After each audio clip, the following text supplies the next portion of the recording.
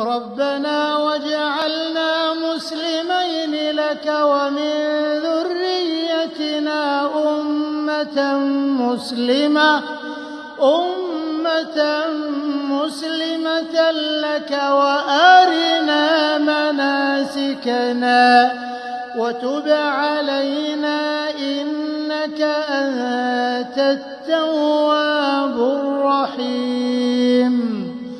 ربنا وابعث فيهم رسولا منهم يتلو عليهم آياتك ويعلمهم الكتاب والحكمة